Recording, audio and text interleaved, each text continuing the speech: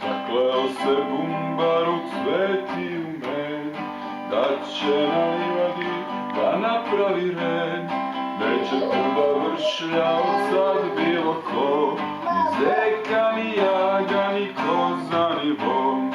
Zakleo se bumbar u cveti u men, da će nalivati da napravi ren. Neće tu da vršlja od sad bilo ko, ni zeka, ni jaga, ni koza, ni von. Jer oni su zbilja nevaspitani cvet, čupajući